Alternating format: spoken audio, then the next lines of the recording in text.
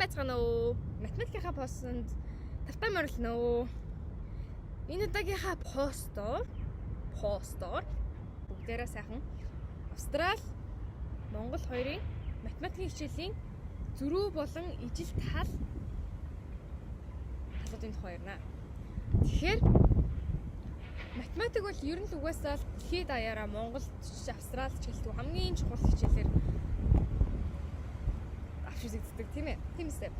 Тэгээд за одоо ерөөсөө шууд надаас эхлэе.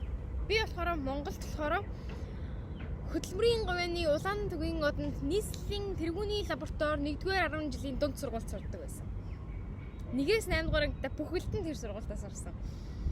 Тэгээд хамгийн гол нь 6 дугаар ангиас Монголд ч нөгөө нэг гүнзгий анги эсвэл энгийн анги гэж хувааж авдаг шүү дээ. Би 6 дугаар ангидаа шалгалтын нөгөө 1-р сургуулийн гүнзгий ангид орсон баггүй юу. Тэгээд ер нь бол би одоо Австралид 9-р ангид сургуулийнхаа манай сургууль би болохоор нэг Австралийн сургууль явж байгаа шүү дээ. Тэр сургуулийнхаа математикийнхаа хамгийн сайн ангид явдаг гэсэн үг. Ер нь бол математик ингээд 1-р 1 2 3 гэх төвчнөр нь ангилчдаг байхгүй юу? Ямар ч ангийн хүүхэд байсан. Тэгээд би хамгийн сайн ангид явдаг байхгүй энэ сургуулийнхаа. Тэнгүүт тэгээд энэ видео маань болохоор 9-р ангийн агуулга би 1-р ангид байгаа болохоор 9-р ангийн агуулга. Тэгээд бас төгсөх анги буюу 12 дугаар ангийн хичээлийнх нь агуулга болон сургуулийн систем буюу анги хуваарлалт. Энэ бол их чухал юм байгаа. За тэрийг бодохгүй ярина. Тэгээд гүнзгий анги ба түүнийхэн шалгуур энийг ярих гэж байна. Эхлээд ерөөсөө бүгдээрээ анги хуваарлалтыг нэрчээ. Сая ингээд нөгөө нэг сайн муугаар нь хөнгөлцдөг гэсэн шиг. Монголд бол манай сургууль буюу 1-р сургуульд гүнзгий анги эсвэл энгийн анги гэсэн анги байгаа. Аагаас Е хүртэл ийм ангиуд байдаг. Аагаас Г хүртэл нь энгийн анги. Яг ингээд бүр 1-р ангиасаа сураад ирсэн энгийн ангиуд нь. Тэгээд бусад сургуулиудаас нэмэгдээд шалгалт өгөөд Е болон Д ангид нь гүнзгий ангийн хичээлүүд ордог. Гүнзгий ангийн математикийн хичээл ордог. Бас физик, хими, биологи гүнзгий болдог л доо. Тэгээд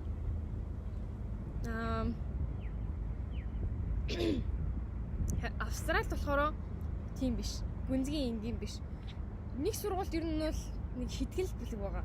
Монголд болохоор 6-аас 7 бараг 8 заримдаа 8 бүлэг байгаа шүү дээ. Австралид болохоор хамгийн ихтэй л бараг 5 бүлэг л байгаа. Хамгийн ихтэй. Тэгэхээр чин ингэж байгаа байхгүй юу? Яг энгийн бусад хичээлүүд дээрээ яг тэр өөрсдийнхөө бүлгээр нь хичээлдээ орчих гэсэн. Яг математик дээр ороод ирэхээр болохоор одоо хуваагдаад орчдөг гэсэн. Холилдоод ба хуваагдаад орчих. 6-аас биш 7-оос 9-р ангид нь хийж орон заяа. Хамгийн сайн анги, дунд анги, доогуур анги гэх ингээд 3 бачиж байгаа. 1 2 3 гэх. Нэгт нь одоо бүр ингээд хамгийн сайн хүүхдүүд нь тэрийг нь бас шалгалт авч хуваарлна. Жилийн эцэстийн шалгалт аваад хуваарлна. Эхнээд хэдэд орсон тийшээгээ, тэдний дараагийнхын тийшээгээ гэж хуваарлж байгаа. Тэгээд Монголд болохоор биш Австрал тэгж хуваарлдаг. 7-оос 9-р ангитаа. Тэгээд 10 11 12-т болохоор яг саяны 3 дээр чинь нэмэгдээд advanced буюу дахиад гүнзгий анги ороод ирнэ. Тэгэхээр 4 болж байгаас тэгээд дахиад нэмэгдэх 2 extension 1 extension 2 гэж 2 анги ороод ирнэ. Extension 1 extension 2 маань болохоор бүр их гүнзгийрүүлсэн extend тэгээд бүр ингээд нэмээд хичээлүүдтэй агуулсан нэмээд тэгээд орж байгаа хичээлүүдийн жаах хөндрүүлээд орчдөг гэсэн. Ингэснээрээ болохоор хүүхдүүд яг зөв хуваарлагдаад жишээлбэл Монголд ч гэсэн тийж хуваарлдаг л та. Ер нь бол ихтэй хоёулаа ингээд хуваарлдаг. Тэгээд ингэснээрээ хүүхдүүд нь ингээд өөр ангийн хүүхдүүдтэйгээ өөр төвчний хүүхдүүдтэйгээ адилхан хичээл явж байгаа болохоор зөв. Монголд ч гэсэн тэгдэг. Тэгээд тэр нь бас зөв. Энийг би ерөөс айл нэг л зөв гэж бодож байна. Тийм ээ? За. Тэгээд одоо дахиад тэгэхээр ер нь бол 10 11 12-т тэгээ хуваарлж байгаа болохоор бүр яг 7-оос 9-р анги шиг байгаа ш. Дахиад бүр гүнзгийрлээд бүр их тийм гүнзгийрлж байгаа байхгүй юу? Тэгээд Австралид болохоор математик нь Монголд бол математик англи хэл биш математик монгол хэл хоёр чинь заавал үзэх хичээл гэж орж байгаа шүү дээ. Биш ээ, сүүлийн үедгүй. Сүүлд зөвхөн монгол хэл болцсон. Заавал үзэх хичээл нь. Энд бас яг тэрнтэй адилхан зөвхөн англи хэл заавал үзэх хичээл байдаг. Тэгэхээр сүүлийн 12 дугаар анги, 11 дугаар ангидаа сонгох хичээлээсээ сүүлийн 11, 12 дугаар ангидаа математик сонгохгүй ч гэж болно гэсэн. Тэгэхээр математик сонгосон хүмүүс нь дахиад ингээд 12, 11-аар тэгээ нөгөө нэг 6 төвшөнд хуваарлагдчихж байгаа байхгүй юу. Тэгэхээр ийм л байна. Тэгээд дахиж болно. Би одоо энэ хичээл надад аюулгүй хэцүү. Амархан санагдаад байна гэдэг дараагийнхаа төвшин рүү орж болно мэдээж. Тэгээд ингэж хуваарлдаг. За 1-р хэсэг маань ингээ яваад өнгөрлөө. За 2-р хэсэг дээр маань болохоор гүнзгий анги ба шалгуурын надад шууд ирчихэ.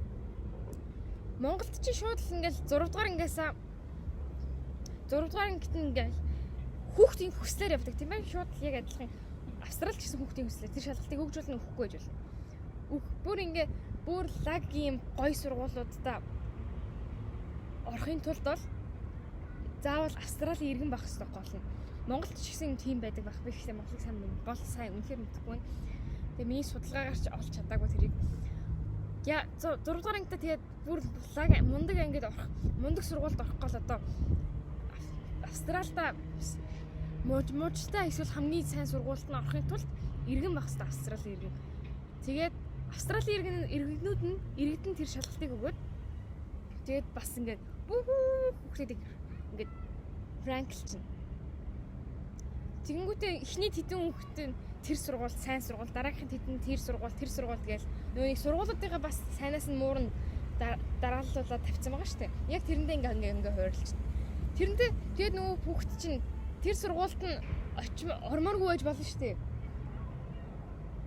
Тэр сургууль нь ормооргүй байгаад байж болно шүү дээ. Нөгөө нэг шалгалтаа өгөөд тэгээд хуучин сургуультай үлдчихэж болно. Тэр бол хүүхдийн өөрийнхөө сонголт. Яг тэр шиг Монгол бас 6-р 5-аас 6-р ангидаа шалгалт өгдөг тийм ээ. Австралиараа 6-аас 7-д өгдөг. Тэрнэр ихтэй тийм ч их ялгаа бол гарахгүй. Тэгээд 5-аас 6-р ангидаа өгөөд хүүхд бас л өгж болно, өгөхгүй байж болно. Гэхдээ энэ дэр бол Монголын бол ранк хийхгүй. Хүүхд хүссэн сургууль дээр очиод өөрийнхөө шалгууранд нь очиод шалгалтын нөгөө шалгагдаж болдог тийм ээ. Жишээ нь одоо би 1-р сургуульд ормоор байна. Эсвэл би 11-р сургууль, эсвэл би сандад ормоор байна гэх юм бол сантагт ихтэй төлбөртэй. Гэхдээ ер нь бол тийм улсын гүнзгийрүүлсэн ангиуд, математикийн гүнзгийрүүлсэн ангиудад орохын тулд шалгалтын нөгөөд одоо эхний 80-д орсон юм уу, эхний 100-д орсон юм уу, эхний 50-д орсон юм уу гэдэг ангиудад нь хуваарлаад өгчдөг. Харин дурын Монголын иргэн л бол та ингээл ямар ч хүссэн сургуульд шалгалтын нөгөөд тэнцэл юм бол тэр сургуульд орж болно. Өөрийнх нь хүсэл орохгүй ч гэж болно ер нь бол. Тэгэл тэрэн шиг ер нь бол Монгол Австрали хоёр тэр тал дээр ер нь математик дээр нэг ялгаа байхгүй. Гэхдээ хүмүүс их ялгаатай гэж боддог болохоор би энэ блогийг аюу чухалчилж чухал болгож хийж байгаа. Тэгээд Австралийн нөгөө нэг хүүхдүүд маань Австрал гэсэн одоо Монгол хүүхдүүд маань Австралийн математикийг үнэхээр амархан байна. Зүгээр хүүхдийн тоглоом шиг баг юу ч сурдаггүй гэж ярьдаг байхгүй. Ер нь бол миний хувьд би ч гэсэн анхандаа тэгж бодож байсан. Анхандаа би зүгээр л тоглоомч шалгалт авахад ингээл эхнийх нь 5 минут хийгээл дуусгаал байдаг байсан. Тэгсэн чинь одоо ч би тэгдэг л дээ. Жаахан өнгөрчлөө. Гэхдээ яг тэр бол үнэн. Гэхдээ тийм бол амархан биш ээ. Тэрийг би жаахан дараагийнхаа энэ влогийнхаа дараагийнхаа хэсэгт нь ярина. Тэгээд хүүхдүүд бүр тэр сайн сургуулиуд нь тэр иргэдд нь ордог болохоор монголчууд ч тэр сургуулиуд нь орж чаддаггүй болохоор ингээд тэр яг гол сайн хэсгийг мэдэхгүй байгаа. Тэр сургуулиудад орохын тулд иргэн эсвэл permanent resident буюу PR визтэй авахд тэр сургуулиудад ингээ өөрөө орох гэж оролдож болно гэсэн. Тэгээд тэр сургуулийн захиргаанд таныг чамд ингээд чи шалгууртанд тэнцэж байвал тань ингээд авах гэсэн. Тэгэл болоо. Тийм. За, одоо 3 дугаар блогийнхаа 3 дугаар хэсэг. 4 хэсэгтэй шүү дээ, тийм ээ? Одоо 3 дугаар хэсэгт орлоо. За, 3 дугаар хэсэг маань болохоор би өөрөө 9 дугаар анги зөвхөн хэлсэн шиг. Тэгээд Монгол болон Австралийн 9 дугаар ангийн 9 дугаар ангийн агуулгын хичээлийнх нь сэдвүүдийн агуулгыг нэр нь ингээд харьцуулах гэж байна. За эхлээд бүгдээрээ монголоос эхлэе тийм ээ. За би энэ e-content гээд монголоор E-content гээд сайтн дээр бүх математикийн номнууд, бүх сурах бичгүүд байдаг. Тэрнээс би ингэж харсан байгаа. За нэгдүгээр бүлэг нийтдээ 7 бүлэг орж ийн математик дээр. Тэгэхээр ер нь бол нэг удирдалтаа 2 дор хаяж 2 ер нь ихтэй 2 бүлгийг үзэж ийн гэсэн. Энэ маань болохоор зүгээр л энгийн анги шиг зүгээр энгийн 9-р ангийн 9-р ангийн сурагчдад үзэх зорилттой сурах бичгийн одоо би үзэж байна. За Монголд болохоор нийтдээ 11 бүлэг байгаа маань. 11 бүлэг. За тэгэхээр нэг бүлэгт 3 хичээл, 4 хичээл үзэх юм байна, тийм ээ? 4 бүлэг гэсэн үг шүү дээ. За эхний бүлэг нь тоолол алгебр, хоёрдугаар бүлэг нь геометри хэмжигдэхүүн, статистик, тоолол алгебр, геометри хэмжигдэхүүн, дахиад статистик, алгебр, магадлал геометр, тэгээд тоолол алгебр, геометри хэмжигдэхүүн. Гэхдээ эдгээр нь дотроо бас ингээд дэд бүлгүүдэд хуваагдаа явцсан. Тэгэхээр зарим бүлгүүд нь жоохон давтагдаж байна. Гэхдээ доторх дэд бүлгүүд нь өөр байна, тийм ээ? За одоо Австралиг үзье. Австралийн 9-р анги нь болохоор Computation and Financial Mathematics буюу тооцоолол болон санхүүгийн математик. Саяхан дээр ер нь бол магадлал монголынх дээр ер нь бол төстэй юм байлаа би миний судалгаагаар бол. Энд чинь бас л Австралийн энгийн ангиудын үздэг хичээл шүү дээ, тийм ээ? Энгийн Австралийн 9-р ангийн ер нь бүх 9-р ангидын адилхан үзсэн. Зүгээр та багш нарын өөрсдийн шийдвэрээр өгөх бодлогонууд нь л өөр. Тэрийг хэлэх юмсан. За тэгэрнээр дахиад expression, equation and inequation буюу илэрхийлэл тэнцэтгэл болон тэнцэтгэл биш. Right angle triangles тэгшин цэгт гурвалжин. Linear relationship. Тэгээд чулуун болон түүний чанарууд биш одоо нэг чулууны чанар тийм. Тэгээд length, surface and volume буюу урт гадрын талбай болон эзэлхүүн. Indices and surfaces зэрэг болон язгуур properties of geometrical figures, геометрийн дүрсийн чанарууд, тэгээд квадрат тэгштгэл болон алгебрийн томьёо, магадлал болон дан хувьсгчтай мэдээллийн дүн шинжилгээ, энэ болохоор жоохон амьдралтай ойртуулаа явцсан байна. Тэгээд квадрат тэгштгэл болон парабол. Энэ л ингээл энэ маань ингээл ер нь бол 9-р ангид үзэх бүх сэдв нь. Багш нарын шийдэн багш нар нөгөөнийг хамгийн сайн ангиудаа эндээсээ бодлогыг илүү өгч болно. Тэгэл багш нар нь бодлогоо өгнө. За тэр нь л байна. Тэгээд 9-р анги маань бол ийм яг та хэдий сонссон шиг л ер нь сонссон болон харсан шиг адилхан маш адилхан төстэй. Гэхдээ надад нэг юм тохиолдсон байхгүй юу? Би ингээл амар лаг ангирвал нэг манай манай үндсэн багш нөгөө нэг завгүй болоод өөр багш хичээл орсон байхгүй. Тэрэн дээр тэгэл би ингээл лаг өнгөрөөл хэвээр нэг амар алгебрийн бутархай хичээл тавьдаг байхгүй юу. Нилээд уртс юм аа тэр. Тэгэл тэр багш тэгэл чадна шүү дээ мэдээж багш юм чинь. Тэгэл тэр багш чи яаж энийг мэддэм бэ гэж тэгсэн байхгүй. Тэгэхээр би Монголд сурсан юм аа гэл. Амар баяр өнгөрөөл хэлсэн чи тэ энийг юунд хэрэглэх мэдэх юм уу гэсэн. Юу лээ гэж бодож байгаа юм чи. Яг үндэ би мэдэхгүй байгаа байхгүй юу тэр юм. Яг тэр шиг иймэрхүү юмнуудыг заавал хэрэглээтэй амьдралд ойртуулж заадаг юм лээ. Австралид болохоор тэр л ер нь бол нэг ялгаа нь. Тийм ээ? За, одоо болохоор 4-р хэсэг буюу сүүлийнхаа хэсэг рүү орно. Сүүлийн хэсэг маань 12-р анги. Би өөрөө 9-р ангитай 12-р ангийг би судалгаа хийж үзсэн. Тэгээд энэ маань 12-р ангийн энгийн ном байна. Энгийн зүгээр ер нь бол энгийн анги буюу 1 2 3 дугаар төвшний хүүхдүүдийн энгийн анги гэсэн үг. Зя. Энэ номыг одоо бүгдээрээ ямар агуулгатай гэж үзье. Шууд ихлээр Австралиа ирчихье заа юу. За энэ дэр чи өстой миний мэдхгүй математикийн хэлнүүд ороод ирж байна. Би шууд монголоор нь орчуулсан. Орчуулаа явчих. Exponential цял функц, логарифм функц, тригонометрийн функц, хөдөлгөөн, ханш болон санхүү, Евклидийн геометр болон тэгээд дараа нь магадлал. Хитгэн бүлгээр хуваагдсан байна. Энэ ихтэй энгийн шигтэй тийм ээ. За. Энд чи 12 дугаар ангийн ном. Year 12. Тэгээ Cambridge-д хийгдсэн. За. Одоо ингээл доторх нь ер нь бол амархан л харагдаж байна. Надад бол миний мэддэг хэсэгнүүд нь эхний хэсэг. Тэгээд сүүлийн хэсгийг харъя.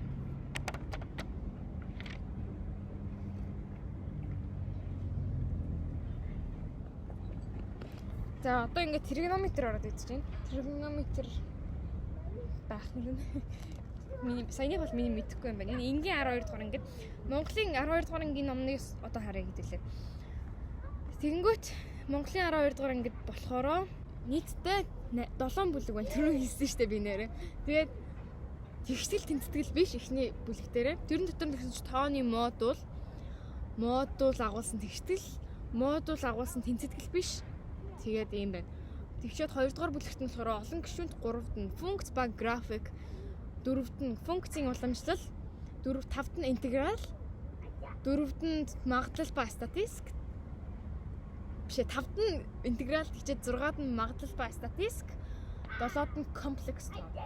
За эднэрийг бол эхний хэсгээс нь мэдэж явж байгаа л мэддэг байж чадж байгаа бол ихсэн сүүлийн хэсэг рүү би мэдхээ болчлоо.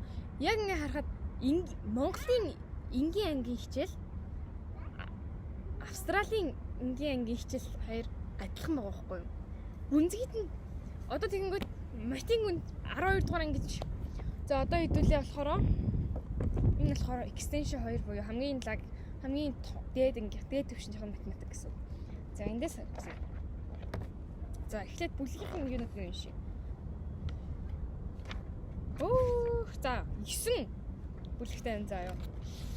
Complex number гэж сая complex тоо гэд Монголын хамгийн сүүлийн бүлэг дээр байсан тэр байж юм. За интеграл тэгээд мэдэхгүй байна энэ үгнүүдийг. Ер нь бол амар олон математикийн хэлнэ байна. Шууд зүгээр татгшин ор яваа. Шууд интеграл тэгэл интеграл тэгштэл тэнцэтгэл биш юу юм бэ мэдэхгүй. Юу ямар олон би тоглоомч мэдэхгүй байна. Би танаас харуулъя цаа. Ийм хүмүүс заа. Тэгээд энгийний нүцсэн extension-ийн буюу 2 дугаар бүлгийн нүцсэн тийм ээ. Extension болохоор Монголын гүнзгий ангийн номнууд бол одоохондоо алга байна. 12 дугаар ангийнх нь. Гэхдээ би бол бас л төстэй л гэж бодож байна.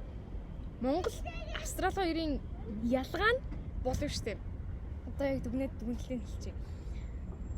1-ээс 10 дугаар анги гэж хэлж байна. Ер нь бол заяа. 10 дугаар ангитай аягүй сулхан. Ер нь бол эхлэлийг нь аягуугаа ингээд тавиал давтаал явж байгаа. 11-12 таа болонгот бүр амар өндөрдөг. Би бас өөр нэг номон дээрээс ээжтэй амд явж байгаад ер нь судалгаа хийж үзсэн хгүй би. Тэгсэн чи манай ээж тэр яг хэсгийг хараад тоглоомж. Ямар амар юм бэ? Бүр их сургуулийн 1-2 дугаар курсын хичээлийн хэд юм бэ штэ 12 дугаар ангитай гэсэн. Яг Монголын их сургуулийн 1-2 дугаар курс гэсэн үг штэ ер нь бол. Тэгэхээр Австрали яг үндэ бол тийм амар амархан математиктай газар биш байгаа байхгүй юу? Би ч үгүйсээ тэгж бодсон л та би ер нь л анх хараад тэгэл айгүй амархан юм байна. Ямар инээдтэй хүүхдийн тоглоом шиг амархан математик вэ гэж харсан. Тэгээд судалгааны үндсээр бол Австрали Монгол хоёрын математик маш адилхан бүр хитрхи адилхан. Гэхдээ нөгөө нэг яаж хичээлүүдэд 1-ээс 12 дугаар ангитай орхоор нь хуваарлсан нь л өөр. Монголчин бол ер нь тэнцүүхэн ингээл шин сэдв 1 2 3 4-өөс гээл 12 дугаар анги хүртэл тэнцүүхэн авч явдаг юм. Австрали болохоор 1-ээс 10 дугаар анги хүртэл ер нь бол айгүй амархан. Зүгээр давтаал өмнөх үдсэн юмнууд давтаал аваад явж байгаа л 12 дугаар анги дээрээ бол 11 12 доо ингээд хөндрүүлээ авчдаг. Leave. Манай дүү юм гоё навч авчиж үзэлж. Thank you Billy. За ийм л байна. За энэ маань бол ингээд математик Австрали бол Монголын математикийн хичээлийн ялгаа нь байлаа. Ялгаа гэж ер нь бол гүйцэтгэж хүмүүс ямар ч ялгаа байхгүй.